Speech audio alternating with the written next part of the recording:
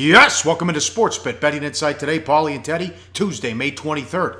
Deep dive. Nigel Seeley to talk soccer, Europa League and Champions League final. Europa coming up on Wednesday.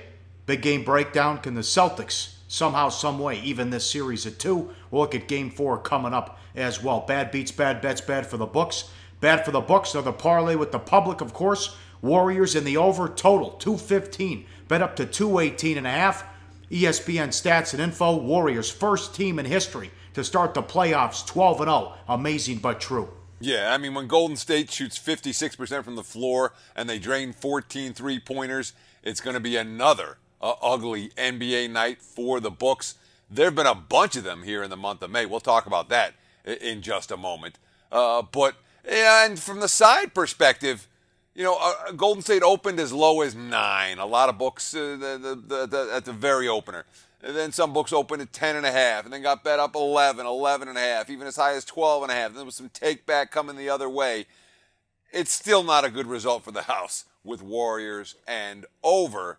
Neither, I don't think, any bookmaker in town here in Las Vegas would have picked. All right, right now at the South Point here in Las Vegas, the series price is up. Golden State is 240 against the Cavs. I'm still worried about that Golden State bench, and Klay Thompson has struggled for much of these playoffs. Yeah, that being said, I mean, I had a big debate as to what that price was going to be. Because remember, Golden State beat him 2 years ago. Last year they had him 3-1 before Draymond Green got suspended. And Golden State with the home court edge again this season. So I was very curious to what that price is going to be. Here's the bettable number, minus 240. And I was in that ballpark, but I didn't know if it was going to be minus 240, minus $2. I was at the high end for me. I think there will be some attraction to the Cavs at plus $2 or higher. All right, bad beat. How about this total in the Rockies-Phillies game, the under? Ton of money. Bet down from 9 to 8.5, 4-1 in the ninth, and the Rockies get a 4 spot to make it 8-1. Oh, yeah, and a cheap 4 spot. You know, the hit by pitch, the infield single, the 2-run error, and then finally the 2-run dinger, so it lands 9. That's a tough beat if you have the under, but if you're betting unders over the course of a long MLB season, you're going to have your fair share of tough beats. Rockies-Phillies last night was one of them. All right, here's some bad bets. Pirates, 20-cent move. Braves win. They rough up Cole. Adams goes deep. The Braves are now 8-3 in their last 11. 7 of those wins as a dog. And they got that in the rain there late in Atlanta. Yeah, and then, you know, there was a lot of concern about whether that Braves offense was going to be able to hit the ball after the Freddie Freeman injury. Well, they've continued to swing some hot bats. Ender Enciarte last night, 5 of 5, hitting in the leadoff spot. 60-cent move in some places on the Cubs with Lackey. You kidding? They lose again. They're a game over 500. It's almost June. Wake up, Chicago. Yeah, and watch out for this kid, Ty Black. You know, he's got 4 7+ inning quality starts in his last 5 outings. And you're going to look at his overall numbers and say, they're not so good. But remember, one really bad showing, and he had a terrible game against the Rockies at Coors Field, is going to affect a pitcher's bottom line numbers fairly significantly. I was shocked to see this game bet as high as minus 240 for against a Cubs team that really isn't playing very good baseball. 20-cent move on the Indians on the road. They just swept the Astros, and they went to Cincinnati and got beat. Yeah, the Reds showing signs of life for the first time in weeks. You know, they end a 2-9 skid. And this Cleveland Indians team, even after winning and sweeping at Houston over the weekend, they're still one of the biggest money burners in MLB this season. Josh Tomlin's 2-6. He's got a 6.70 ERA. And even with those numbers, the Indians have been favored in 8 of his 9 starts this season. Bad for the books. 25-cent move on the Twins. They were the dog. Total steamed up from 9.5 to 10. 5-0 Baltimore early. And then the Twins erupted. They went 14-7 back into first place. Yeah, bettors had the right idea about Ubaldo last night with the money pouring in Minnesota and money pouring in on the over. And, you know, 5-0 lead for the Orioles.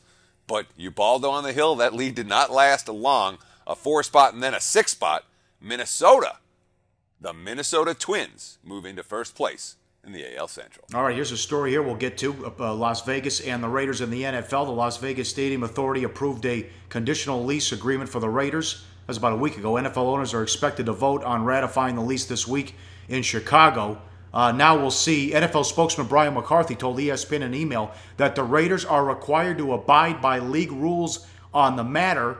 If you'll be able, will you be able to bet with your mobile app in the stadium during Raider games? People in Las Vegas here are saying yes, absolutely. But who knows with the NFL? And it'd be a disgrace if they say no to this. As you see the comment from the league spokesman, NFL spokesman, because with all those games in London, you used to be able to bet on kiosks in Wembley Stadium, and now there's kiosks in William Hill's across the street with all the games they play in London there. William Hill, all those books are like 7-Eleven over there on every corner. Sure. Well, the NFL spokesman, Brian McCarthy, in an interview with ESPN, said that the Raiders are required to abide by league rules on the matter. However, he didn't elaborate on which rules he was referring to, and nobody really knows what rules he's referring to. The NFL could ask the Nevada Gaming Commission. Of course, the question is, will you be able to bet on your phone? Will you be able to use your mobile apps when you're watching a Raider game? And it's such a big deal for bettors, for fans, for everyone to be able to use your phone because it keeps you in the loop when you're at a game. If you can't, you're not be able to do anything at halftime, you're not able to get on or off positions, it will be an issue. So, for the bettor to know what's going on everywhere when he's isolated in the stadium, especially for halftime lines, that has to be viewed as a good thing for bettors. And of course, here in the state of Nevada, we're talking about an ever-increasing handle when it comes to the apps. More than half of all money bet at William Hill is bet via the company's mobile apps. MGM, CG Technologies, Wynn, Station, Westgate, on and on down the line are the books in Nevada where you can bet on your phone and where the betting on your phone, the betting on phone handle just increases and increases and increases every single year. So the NFL is saying we're going to abide by Nevada rules. Nevada doesn't have rules on the matter. Nevada rules are, sure, you can bet, no problem. There really is nothing from the Gaming Commission. Quote, here's the Gaming Commissioner Chairman, Tony Alamo. The NFL has not approached me for any policy decisions. The Nevada Gaming Commission is a policymaker for the state of Nevada and gaming. They have not approached us in any shape, way, or form. So right now, it looks like you will be able to use your apps when watching the Las Vegas Raiders. I think that's a good thing, Pauly, obviously. Well, who knows? We'll cross that bridge when we get to it in 2020. Todd Dewey, Las Vegas Review-Journal. It's been a rough month for bookmakers here, and it was front page news in the sports section. Jay Cornegay at the Westgate. The overall month has got to be one of the worst Mays we've encountered. It'd be nice to have some more upsets. And the betting public's been riding the wave of winning favorite and over parlays, led by the Warriors and the Cavs. And I know Jeff Sherman does a good job at the Westgate that they couldn't put these series prices high enough because everyone's parlaying the Cavs and the Warriors together, and with the money lines with the games too, they can't put it high enough. And there's nothing like living in Vegas, Pauly. One of the ideas of SportsBit is to take the betting stories out of the back pages and out of the hidden areas and front and center. So here in Las Vegas, talk about a betting story front and center. The books are getting crushed in May. That's a front page story in the Review-Journal, or at least on the sports page. That's an interesting factor for sure. You talk about the quote from Jay Cornegay. Here's one from Jimmy Vaccaro. Kid, I've been doing this all my life. I've never seen anything like I've seen in these NBA playoffs. I've never seen the total domination in some of these games. If you can tell me what's going on, you're a million times smarter than me because I have no idea. And of course, when you talk about some of these trends, what do we have? The Spurs are gone over in 13 out of 16 playoff games. Golden State, 9-3 to the over. Cleveland, 8-3 to the over. Boston, 7-3 to the over in their last 10. So you're talking about favorite and over, favorite and over, favorite and over, night after night. This is not good playoffs so far for the bookmakers here in Las Vegas. Up next, big game breakdown, Game 4, Celtics and the Cavs. And the deep dive, we'll talk soccer with Nigel Seeley on SportsBit. Betting Insight today on SBRPicks.com. Go to SBROdds.com. Browse, compare, and shop live odds available at top online sportsbooks. Back on Sportsbet, betting insight today. Time for big game breakdown. As always, live odds, SBR odds, and sportsbook review. Check out their rating guide. Make sure you're betting with a trustworthy shop out there. Game 4 tonight. Celtics on the road against Cleveland. Cavs at home, 15. 215.5 the total. There are some 14.5s out there, and some public spots are 15.5. It was a tale of two halves in Game 3.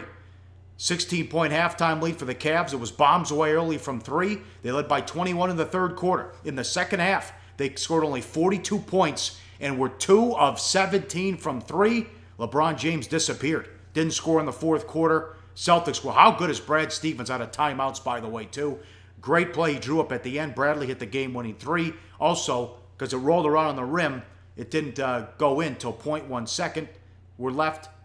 Cavs didn't have any time. Brad Stevens, quote, thank God it's bouncing on the rim, because that's taking time. If it goes in or doesn't go in, they have a timeout left. So when it bounced around, I was actually hoping it went in, obviously, but not completely disappointed that it was bouncing up there, end quote. LeBron, this is a good quote. You let a team grab momentum like that, you almost know that last shot's going in.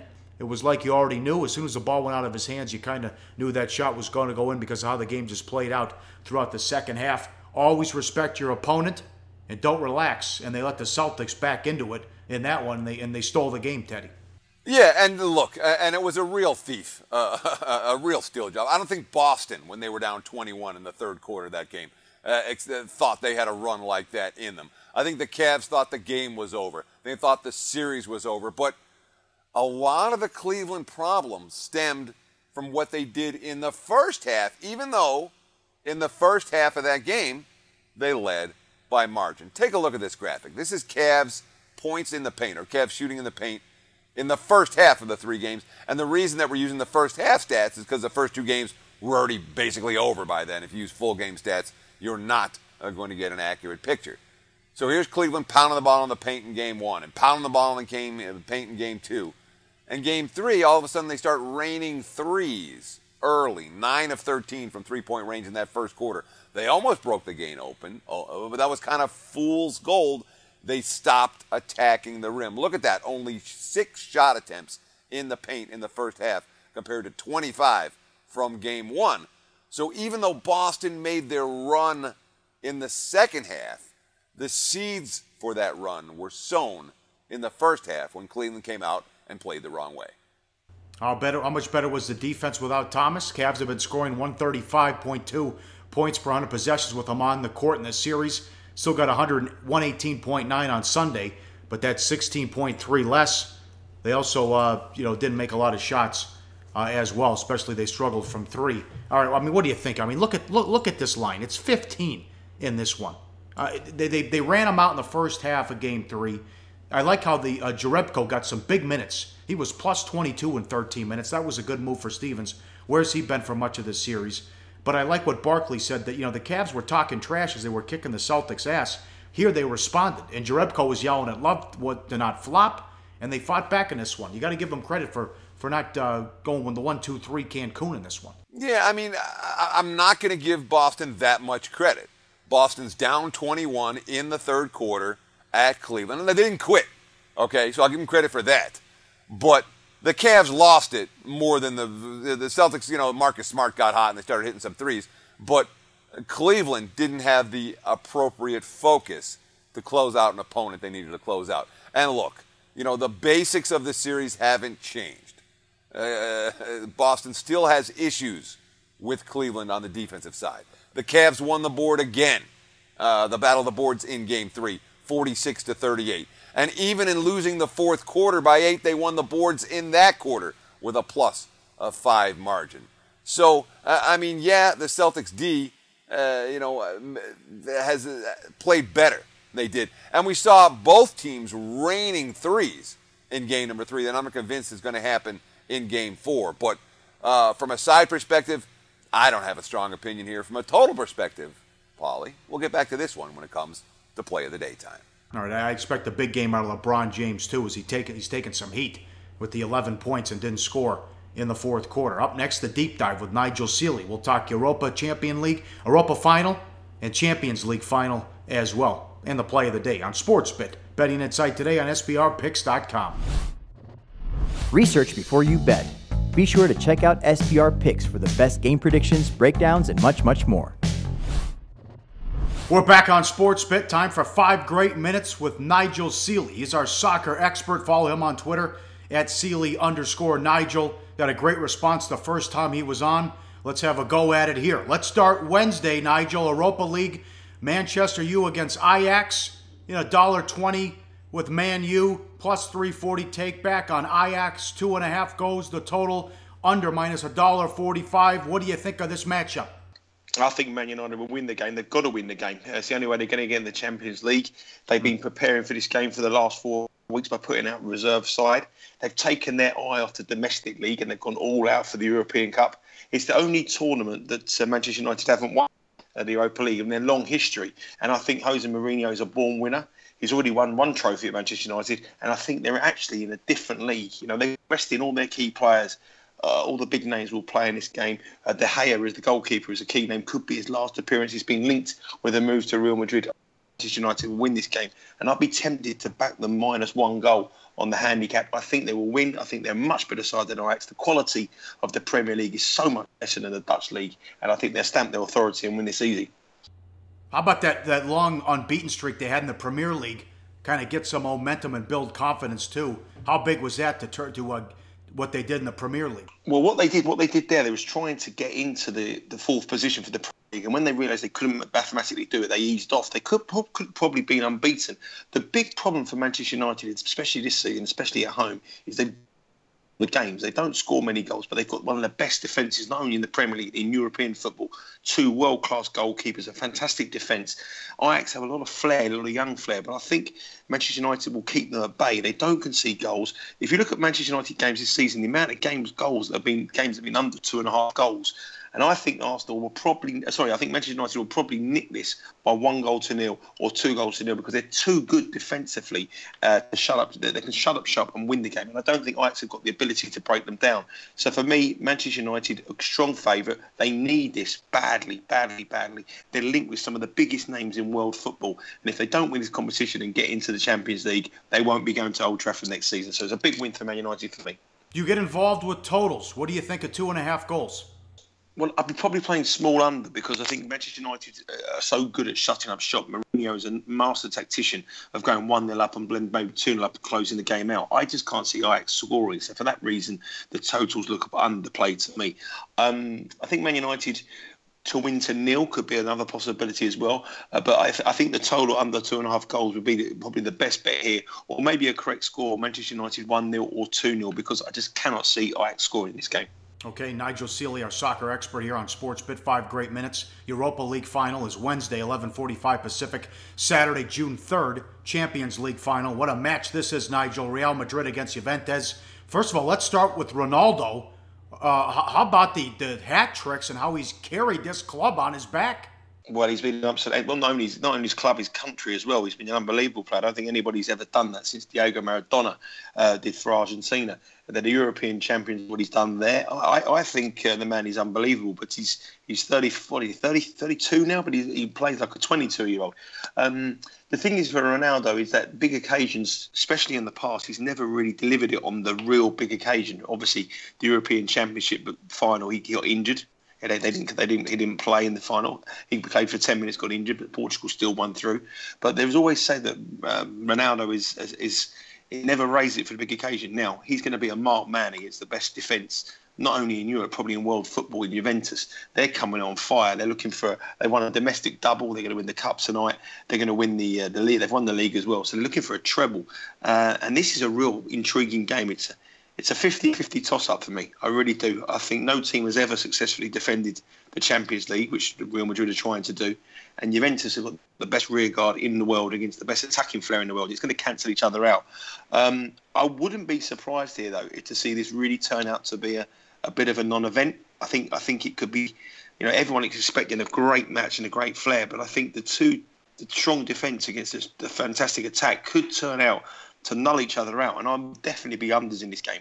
And I wouldn't even rule out a 0-0 draw, because I think, I know Real Madrid have got an unbelievable record of scoring in 61 successive matches, but they have never gone up against a side so defensively strong as Juventus. So and especially on a neutral pitch as well. I think this could really turn out to be a bit of a non-event. I'm hoping I'm wrong, but I think the unders here would be the bet. I couldn't have a bet on that match itself because I think it's just a toss of the coin job. But I do think, despite the attacking flair that Real Madrid have at their disposal, I think this will be a very tight game, and under 2.5 goals will be my call.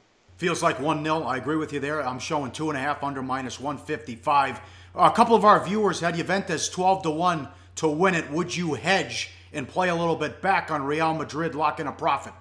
Well, I think I only hedge when the prices are wrong, and you probably have to take Real Madrid at favourite. And I think it should be 2.0 both the sides. I think it's an even money split. So I probably wouldn't hedge, but it depends on you as a punter. I'm never one to. I think hedges should grow in your garden. I don't think they should be used for event. So, but some people do. Some people like that strategy. I think you've got such a bit of value and you've beaten the book already. Stick with it, but. If it all depends on your bank and if you need the money and if you've got what your personal position is. But I think if there's value to be had, then definitely hedge. But on this occasion, I don't think there's any value. I think it's 50-50. Real Madrid are the favourite. Good fun, sir. Thanks for 5 great minutes. We'll talk to you soon. Thank you. Take care. Cheers, mate. All right, thanks to Nigel Seeley. Always fun to talk soccer. Tomorrow, the deep dive, we continue our AFC East preview, team previews. It's the Miami Dolphins. We did the Buffalo Bills Monday. You can go back and watch. A couple weeks ago, we did the NFC West. Money time, play day. Let's get back on track here. Cavs Celtics under 215.5. Can't make a big enough adjustment for Isaiah Thomas. Both ends of the court. Both teams were knocking down threes in Game 3, so it didn't matter, but they won't combine for 31 made threes in this one tonight. Let's go under in this one with the Cavs and the Celtics. Fun show. We're back tomorrow. Tell your friends on SportsBit. Betting Insight today on SBRPicks.com.